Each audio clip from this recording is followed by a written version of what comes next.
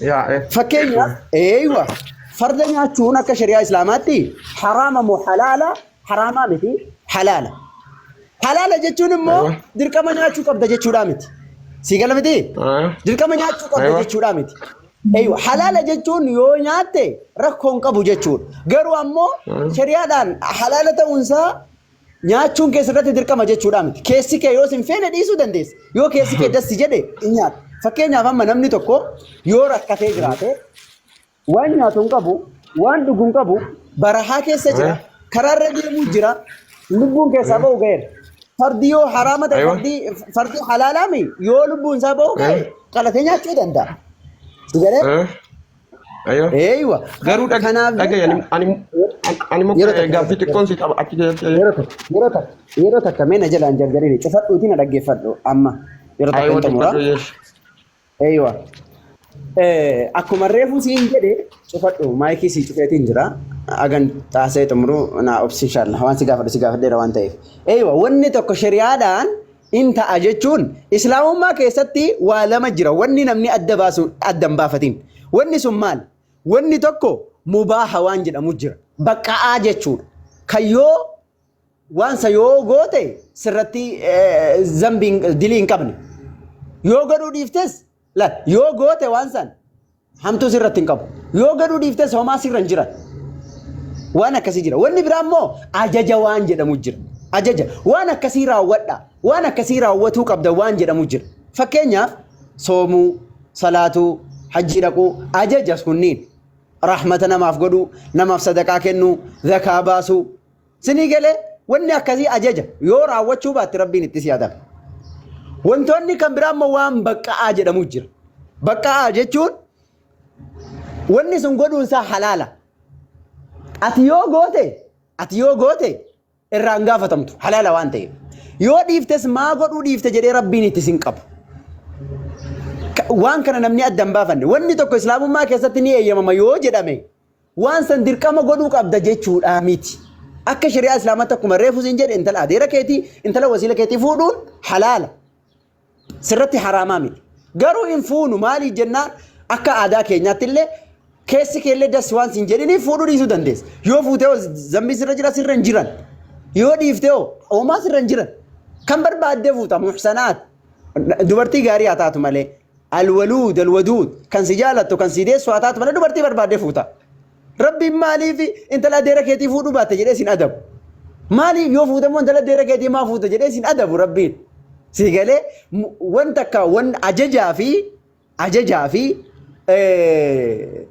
وان دواه ان قبنا جچو وان غراغرات اكسيتو ودو وين اما غافته يو نيات اي ذنبين قب هما ركون قب حلال غرو nyaachuun dirqamaa miti yoo feete nyaatta yoo feete dhiifte walii galatti akkas maaliif ennaa karaa deemullee yoo inni du'e qalattee nyaattuu joo jette yoo barbaade sangaa keeyyuu yoo inni du'uudha ka'ee qalattee yoo feete nyaatta yoo feete dhiiftaa oolaas re'ees akkas feetuun qalattaa feetuun gatta kun fedha keeti handaaqqoollee yoo barbaadden qalattaa yoo qalattee nyaatta yoo feete gatta muu yaani omtuu sirra jiran kanaaf maaliin namni qalatee nyaan hin barbaanne ka wanni inni qalatee nyaanneef waan hin barbaadiniif xaafiyyuu rukusattee daakkattee nyaachuu yoo hin barbaanne yoo dhiifte maasirra jira re'een gurguratta kala nyaachuu hin barbaanne waan taateef gurgurattee maallaqa isaa kaayatte yoo barbaadde nyaatta yoo feetan gurguratta akkas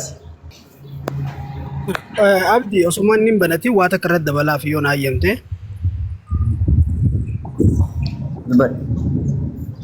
eewwa islaamummaa keessatti abbushee takka islaamummaa keessatti wanni nyaachuun isii dhorkaadha waan miidhaa qaama namarraa hin gahu وأحل لكم الطيبات ونقارين حلالي ونقارين أما طبيعة دافعكم أبدين طبيعتي في إسلام ما تقومي إسلام ما خسرت وان خبيثة وان فقدت حرام رجل وان فقدت يجودا وان قلبي خدي فقدت زنتانه وان إسين سني أسوق قرطمتي إسلام ما خسرت وني دور كمو وان أسوق وني سن قرطمتي جيبا إلما نماران جيسو وان نم إلمو نماران ميدا كبربين حرام رجل waan ammoo miidhaan qabne ati fokkina si ijaalali fokkottuu ta'uu si beeki ati boqqottoo ta'uu si arguu dhabi rabbi subhaanahu wa ta'ala waan san waan jeef qaba maaliif isii keessa faayidaan jiraachuu danda'a ammoo akkuma abdiin jee ni tahaaf bahaadhaa fi nyaadhaan garaagaraa ajajaa fi wanni kun ni ta'a jechuun garaagara namni si dirqu hin jiru jechuudha yoo dhiiftees dhiisuu dandeessi ergamaa rabbiitu dhiisanii biiran waan akkasii kana maaddii isaa irra dhuftee ani nyaatni tolu nyaadhaa jee dhiisee jira sigaleemi kanaafuu islaamummaa keessatti wanni gaggaariin halaal nuuf godhamte wanni fokkottuun halaal nurra taate jechuudha sigaleemi kanaafuu waan akkasiiti. Okay, ani kanan jedhu ammas egaa kan keessatti gaaffiin qaba xiqqoo dhiifamaa waliin. Haasa'u. Ayyee akkasii garuu waan nama qaree nama illee jechaadha. Qura'aana rabbii keessatti illee achi fagaatee miti yoo inni dogoggoree of kolchee acha garuu waan ifanaa bahuu barbaadu tokko waan nama na olii yookiin beekaa olii tokko gaafachuu barbaadeefan malee yookiin qaree jiru rakkisaan jiru. Inni amma fakkeenyaaf fardii kun kotte duudaa moo akkami kotte duudaa miti fardii? Kotte duudaa moo akkami gaafa nyaatamu? Ilaali kottee isaa yoo sitti dhiyoo jiraate ilaaliitii inshaallah deebi. Jechi ammaaf illee fakkeenyaaf irratti hubannoo dhabuyyuu akkanii fakkeenyaaf dhagaa fardallee baay'inaan hargaatuma guddoo amma garuu kan itti nama nugaa fakkeenyaaf kotte duudaadhas yookiin duudaa miti jedhee garuu akkan ijoollee baay'ee irraa dhagayetti fardi kotte duudaadhaan jedhanii jiru. Kanaafuu kotte duudaa nyaachuun immoo halaali. Kottee duuduuf kotteen banamuu siin jechaan jirru nuti. Rasuulli Rabbi alayhi salaatu wassalaam waan halaalaa fi waan haraamaa gargar baasan malee takka Rasuulli alayhi salaatu wassalaam waan nama miidhu takka irraa utoo hin dhowwiin waan nama fayyadu takka otoo hin ajajin Rasuulli Rabbi alayhi salaatu wassalaam hin dhiifne. Rabbiin illee subhaanahu wa ta'ala akki jedhu Qur'aana isaa keessatti maa farratnaa fil kitaabii jedha. Lawhal mahfuudhiinis ta'ee kitaaba Qur'aana keessatti Rasuulli Rabbiin subhaanahu wa ta'ala waan takka illee hin lakkisnee jedhee jiru. Ati amma kotteen duudaa, kotteen banaa, kotteen kophee qaba, moo lafa deemaa waan kanaa miti kan si barbaachisu. Rasuulli Rabbii alayhi salaatu wassalaam maal jedhan? Rabbiin subhaanahu wa ta'ala Qur'aana isaatiin maal jedha? Allaqe. Namni tokko namni muslimaa tokko filannoon isaa eega waan Rabbii subhaanahu wa ta'ala Rabbii fi Rasuulli Rabbii alayhi salaatu wassalaam waan kanaan halaala jennaan waan kanaan haraama jennaan allaqe. Kotteen duude baname wanni nun ga'u hin jiru saniifi waan Rasuulli alayhi salaatu wassalaam ajajan wanni isaan irraan dhowwin wanni isaan irraan dhowwin wanni isaan halaala jedhan halaala wanni isaan haraama jedhan haraama agasma walii galatti jechuudha.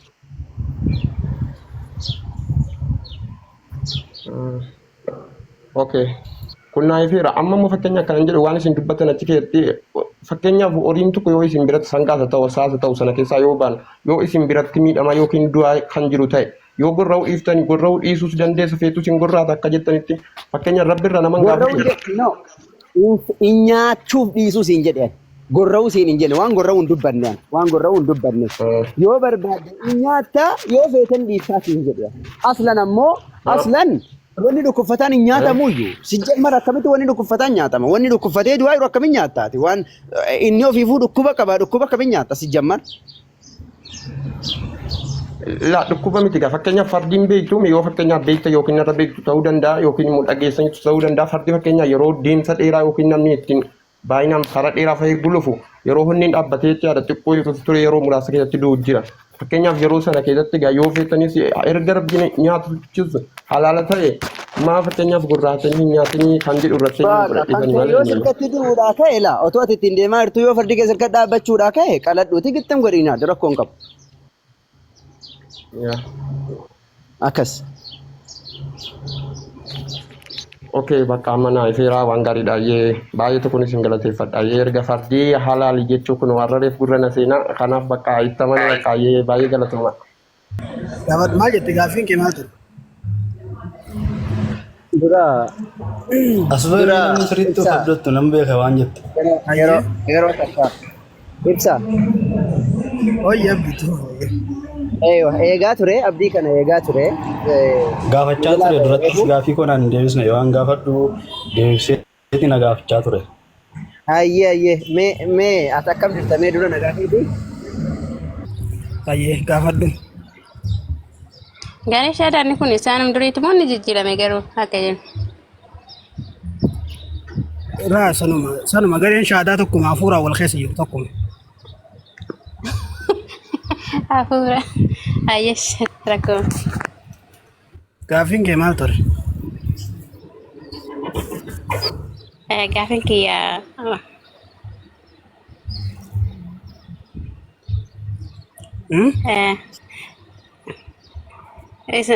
Islam ni wami kataman am Quran mo hadis kataman.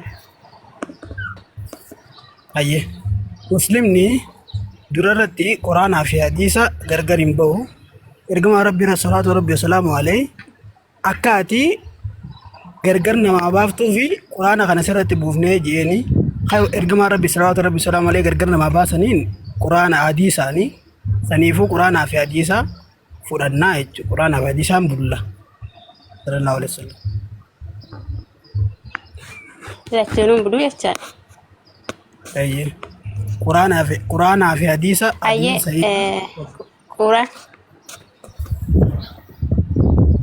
أيه وانت عارفة رجل القرآن رنجرا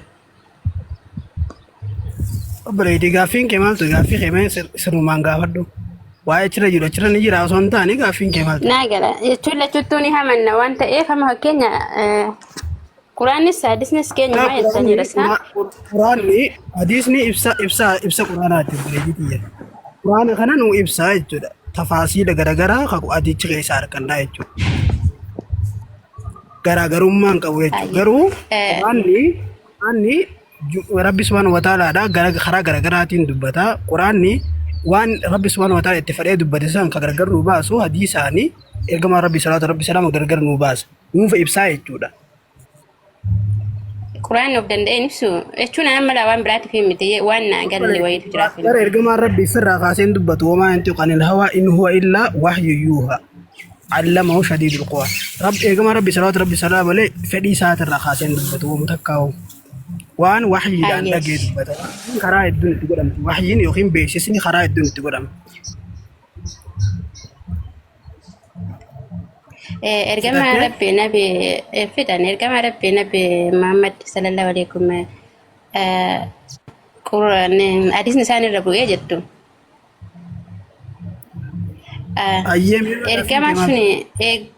ergama suni fakkeenya waan ergamaan isin erge ittamantu maal jette waan ergamaan godha isin ama hadisni kan ergama nabi Muhammad isa ayye waan nabi Muhammad godha je hayy yoo mo wana Muhammad waan godha je godhu waan akkuma kristaanota ka Yesus godha je dhiisan taane khayro sana dirqama male waan nabi Muhammad itti aje waan inni ajeetti hojjechuun dirqama bari isa duukaan buunee haayoo waan inni godhaaje amrii ajaje isaa yoon fudhanne watasdiiquu fi maa khabara wata'atuu fi maa amara waan inni hojjedhaaje jeexeet isa dhugoomsu waan inni godhaaje keetti seera deemuu ergamaa rabbiitti maamanuu jechuun sigara laa ilaaha illallah jennee san booda maali waan Muhammad Rasulullah sallallahu alaihi wasallam Muhammad ergamaa rabbiitti jechuu itti amanuudha sagaleen kiyyaatu dhagaa Inna gama. Nutamma akka kiristaanatti ergamoota kan jennuun garbeelli Mikaa'ilaa kanneen akkasiitiin ergamoota jenna. Yesuus Kiristoos ergamaa miti. Feenet waan akkam beeytu amma ilaalama waan ilaalama dhiifama naa godhi. Kanaafuu baruu barbaadenis baruu barbaadeni. Amma macaa akka macaafaatti ni dogoggorte ilaalama. Akka macaafaatti ergamoonni bakka lamatti qoodamu. Tolee ergamoonni warra akka Israafeel Gabriel Hajaman kuni ergamoota bakka lamatti fuudhee ilaalama caafne ergamoota nabiyyoota jaaman yookiin raajota jaaman ni jiran hobatti ergamoonni ammallee akka atiyettee sun ni jiran sigalee ayye bakka lama qoodamu jechuudha kanaafuu macaafarraa xiqqoo waan wanta hanqina qabduuf malee ergama Yesuus no hanqina hin qabani wangeela keenyarraa hanqina hin qabu quraanarraa hin beeku yaa waan gaafina ta'e isin gaafadhaaf malee Yesuus Kiristoos ergama akka ta'e hin beektu re Yesuus Kiristoos abbaan ilma isaa kara biyya lafaatti kan ergee fi namu waaqayyoo argee hin beeku garuu akka waaqayyoo beekanii fi amma qoy ergamaa jedhamee dubbatamee hin jiru ergamaa jedhamee ergamee miti amma akkas taateef ergamee jira jechuudha laalamma ergamaa akka ta'e mirkaneessa waaqayyoo ormatu namarra bulee kara biyya lafaa dhufe waaqayyoo ormatu namarra bulee kara biyya lafaa dhufe eenyu barsi ayyee obboleetti bara akkasiin jee ergamaa itti waaqayyotu gara biyya lafaa nu ergee itti miti reemmaan tan. Ayyee. Kanaafuu ergamaadha jechuudha. Waaqayyoon gara biyya lafaatti ergee jira jettee ergamaadha jechuudha. Kanaafuu ergamoonni bakka lama qoodamu akka macaafaattis. Ergamaa miti kaa inni numa dhalateen waaqayyoodhumatu hafuuran durbo Maariyaam irra bulee dhalateen. Irra buleeti. Ittiin ulfaatu yaa rabbi sodaa. Eeyyee hafuuran inni ulfaatu waaqayyoon gochisaa ni ulfaatu. Irra bulee oguu yaan beekaa jechuun ni ulfaata jechuudha. Waaqayyoon guddaan kun namarra buluun waan ulfaataadha. Inni ulfaatu inni godheera gochisaa waa hunda ni godha waan ta'eef wanti waaqayyootti ulfaatu tokko iyyuu hin jiru. Anamma gaafin koo kanaa miti. Kanas yoo na gaafattan rakkoo miti ani isiniifan deebisa wangeela irraa soo barbaaddani. Kan isin gaafadhe kan mammaa kana. Amma fakkeenyaaf quraana yookiin durumaan quraana. Hubattee jirtaame akka ergamoonni akka macaafaatti bakka lama qoodamu. Ergamoota maleekotaa yookiin amma fakkeenyaaf macaafni seera uumaa keessatti maal jedhaa waaqa irraa ilmaan waaqayyoo hajaama. Ilmaan waaqayyoo hajaaman suni ergamoonni waaqa irraa ilmaan waaqayyoo hajaama ergamoonni ziruu jee ibsa. Tolee ergamoonni waaqayyoo kan waaqa irraa ilmaan waaqayyoo jaaman jaa. Tolee ergamoonni asirraa hubannu ergamoota fagaasiifin ibsa. Ergamoonni kas jaamu kuni ergamoota maaliiti kan waaqayyoon akka gartee maleekota jechuudha. Tole ergamoonni nabiyyoota akka Haaruun akka Museedhaa akka Abrahaam isaan kun ergamoota waaqayyooti. Rabbiif hojjechaa ture raajota fa'aa hedduu jiru. Isaan kun immoo ergamoota kan Rabbi subhaanahu wa ta'aala ilma namaatiif ergee jechuudha. Digaleemi. Baay'ee. Akkasi. Hayyee amma gaafiin kee dhumaafitee jirtame gaafiin kee si deebi'ee. Ana waa tokko naan deebine. Jechuun bakka hadisaa sanatti amma quraana dirqama musliimati quraanatti buluuni bakka hadisaa sanatti hadisni dirqama rabbi subhaanahu wa ta'aala wanni gama keetitti zikrii kana amma nama fakkeenya quraana rawaan ma ofii kiyyaalee wallaalee namoota ustaatota jala taa'ee quraana hin beekanne ni dhagaa quraana irraa fi kan hadisa irraa tokko miti. Maalin siin deebinti maalin siin deebiin Ishini ini kee jettani hadisni quraana ni kee jette. Hayyee quraanni rabbi subhaanahu wa ta'aala wanni gama keetitti zikrii tana buufne akka ummataaf ibsituu fi akka isaaniif gargar baastuu fi karaan ergamaa rabbi salaatu rabbi salaamu alayhi gargar baasuu fi ammoo hadiisa bara hadiisaatiin siin jeetiin sitti himee bara.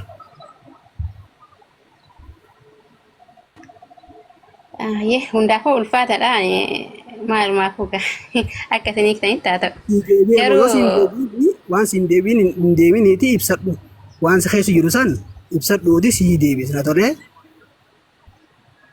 Allaani jechuun atoo amma fakkeenya akka amantaa musliimatti quraan dhugaadha. Quraan waanuma barsiisu qaba. Hadisa hiiksisuu maal tuftee?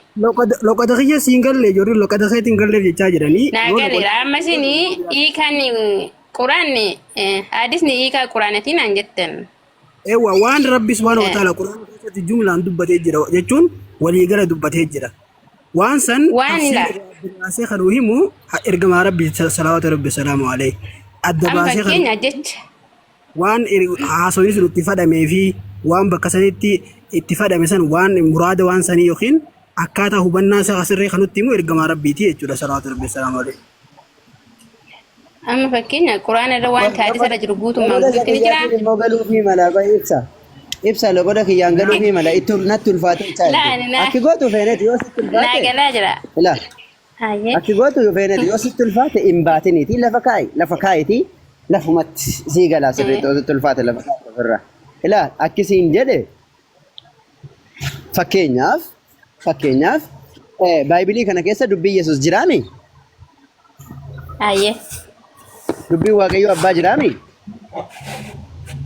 Eessa keessa? Wangeela keessa moo? Wangeela keessa dubbii waaqayyoo jira miti? Kan waaqayyoo daayirektii dubbate kun ilma kooti jedhe? Guutummaan kan waaqayyoo jira wangeela keessa. Ila akkasiin jedhe? Hayyee. Waaqayyoo gaafa Yesuus Kiristoos cuuphamu inni kun ilma kootii isa dhaga'a jedhee dubbateemi? Waaqayyoo moo? Waaqayyoo abbaan? Eeyyee. Ayyee. Namni isa dhaga'e nama na dhaga'ee jedhe. Kallattiidhaan waaqayyootu dubbii san dubbateemi? Eeyyee. thank you. Achi booda ammoo Yesuus ammoo anatti amanaa waaqayyooti amanaa jedhee dubbate miti. Ayyee. Dubbii Yesuus anatti amanaa waaqayyooti amanaa jedhe suni dubbii Yesuusii mi? Eeyyee. Dubbii Yesuusiif dubbii waaqayyo abbaa gargar baastee anamma fakkeenyaaf kan waaqayyo abbaayyuu ga'a Yesuus maaliif dubbatee yoon siin jedhe sirriidha? Anna fakkeenya isaan waaqayyoo jechuun Yesuus tokkuma isaan. Yeroo takka feenet la waan biraa waan si gaafadhe qofa naa deebisi. Waaqayyo abbaan silaa dubbateera mi Baayibilii keessatti? Ayyee. Waaqayyo abbaan dubbate waaqayyo abbaa jechuun Yesuus Kiristoos maal? Waan biraa ibsa biraatti hin seeniin an akkasii ifuma akkasitti dubbataera.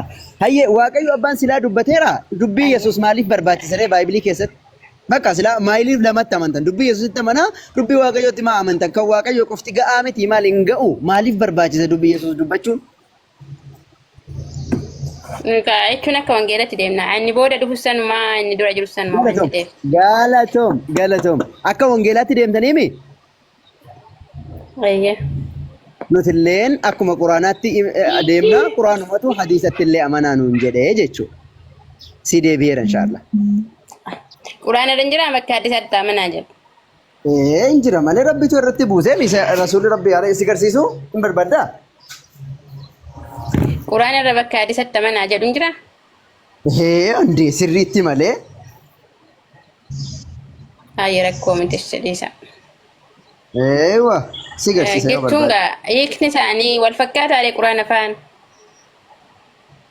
Waliin faalleessu quraanaan bar quraanaan wanta kallee waliin faalleessu hadiisni bar quraanaan otoo kan wal faalleessu ta'e silaa hadiisa iyyuu hin jedhamu silaa waan biraati malee quraanaan tas malee ta'e waliin faalleessu.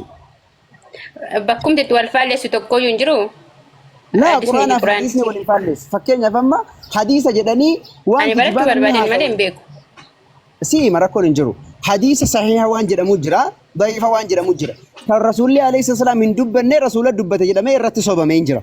Inni sun quraanaan illee waliin fakkaatu nuti illee hin fudhannu sasan. Hin fudhannu maaliif jennaan irratti sobame waan ta'eef.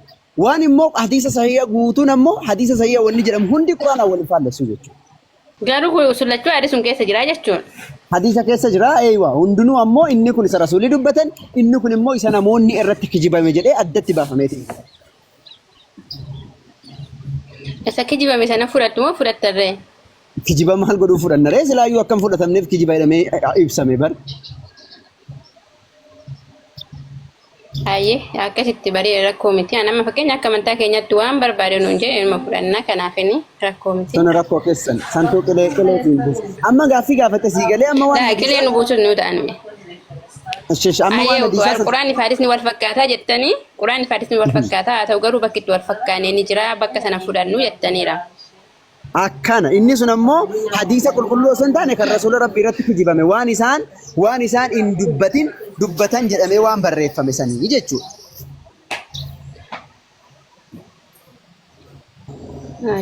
Sanuma keessattuyyuu kijibni ni jira jechuudha. Kan Rasuulli hin dubbatin kan namoonni dubbatan inni sun immoo inni kun isa Rasuulli dubbatanii miti inni kun waan isaan hin dubbatintu isaanirra kaayamee jedhamee adda baafamee jira nuti illee ni beekna namaaf illee akkasitti ibsina jechuudha.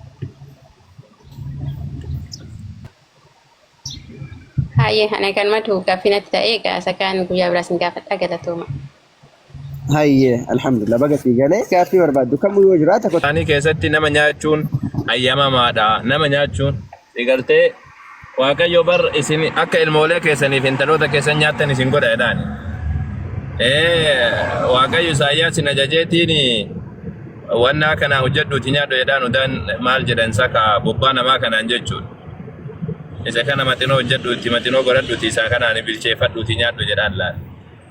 Sama kun nabiyyiidha waan ajaja nabiyyiiti. Dabalataanii macaafa keessatti qarcoo suu nyaatte rakkoo hin qabu. Qarcoo hantuuta raacha rakkoo hin qabu. Si galtee warri macaafa isaanillee dubbatan isa kana. Hatta karkarroo maal eenyu nyaatu jira sa? Karkarroo Itoophiyaa keessa eenyu nyaachuu jira? Eenyu lafarraa fixuu jira? Muslima nyaachuu jira karkarroo? Burakkanni wallahi si wajjin. Karkarroo Itoophiyaa keessa akka addunyaa keessa akka fixaa jiru eenyudha sa? Muslimaa sa?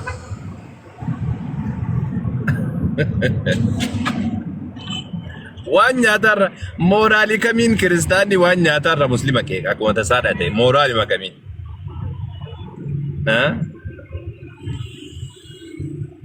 mooraalii kamiin kiristaanni muslima waan nyaatarra tiqeeka muslimni bar waan dhiisu qaba waan hin dhiifne qaba waan miidhaa qabu kamu kan irraa rabbiin subhaanahu wa ta'ala dhoowwe sinigaltee rabbi muslimni hin dhiisa hin nyaatu laakiin kiristaana biratti osoo qarcoo nyaatte osoo hantuuta nyaatte dhoowwamaadhaa miti kuni hojii ergamoota boqonnaa 10 irratti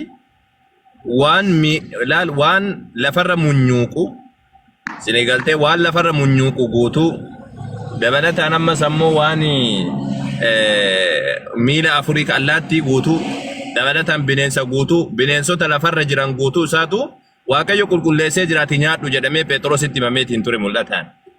Yesuus Kiristoos Marqos boqonnaa 7:19 irratti wanni asii gadi seenu xuraa'aa naman godhuu jedha. Wanni asii gadi seenu yegabbaa yaagalaggilal ka durrijee jettu san hin beektaniimi. Isiisani bari yegabbaa yaagalaggilal ka jedhan sun bari macaafarraa fudhatame bari. Yegabbaa yaagalaggilal jetti durriyyeen. Wanni asii gadi seene yaagalaggilal jechuun tajaajila kennaa jechuudha. Sini galte. Durriyyeen akkas jetti wama hunda liqimsitiimisa. የገባ ያገለግላታው ሐራም ሐላል ምናምን የሚባል ነገር የለም ይላል ይበል ሲኒገልቴ ጀቸሰን ደገሰን በክተኔሳ ከዱሬ ኘቱሰን የገባ ያገለግላል ይላል ሲኒገልቴ ወኒ ገነመ ሰኔት እንጀደ ኢኑማ ገላገላ ይላል ካላ አስተጃጅለ ከና ይላል መጫበርት ለከስ መጅራ ወላሂ ወኒ ሲገነመ ሰኔ ጡራና መንጎዱ ጀዳ መጫ ኢየሱስ ከና አቺቲ ማል ጀዳ በከሰኔቲ Marqos boqonnaa 7:19 irratti kanaanis nyaanni hundinuu xuraa'aa akka naman goonu qulqulluu akka ta'e Yesuus barsiisee jedhe. Nyaanni hundumtu jechuudha. Hantuuta nyaattee, qarcoo nyaattee, raacha nyaattee wanni asii garseene guutuun isaatu xuraa'aadhaa miti jedheetiin dubbata. Kanaaf kiristaanni addunyaarra jiru booyyee biraa afaarraa fixu jiraami isa. Wanni nyaatamne amma jira isaa kiristaana biratti jechuudha. Amma fakkeenyaaf amma Itoophiyaa keessatti qosiidha aadaadhaan wal qabateeti saafatan malee hatta amma jalqabanii jiran booyyee fakkeenyaaf amma hawaasa yoo dhayxeetiin jette hawaasa keessatti qurxummii nyaatanii booyyee hin nyaatanii siigaltee harreenuu jalqabamu jirti amma. Ammoo faranjii biratti harree nyaachuu fi akkasumallee farda nyaachuun kun beekama. Wannummaan dhiifamu hin jiru. Wannummaan dhiifamu hin jiru. Harreellee nyaatama. Biyyoota Keeniyaan biyya kiristaanaati baay'inni isaanii kiristaanaa misa. Ka gurgurulle isaanuma ban. Macaafa isaanii keessatti ayyamamaadha harree nyaachuu harree waan gaariidha yumedii isaatiin. Harree waan gaarii raacha yoo nyaatte qarcoo hantuuta yoo nyaatte bofa yoo nyaatte rakkoo takka illee hin qabu. Chigirelloo. Isin galtee kiristaana biratti rakkoodha takka illee hin qabu jechuudha. Sareellee nyaadhu namayyuu nyaadhu macaafa keessatti hin dhoowwamne nama nyaachuu.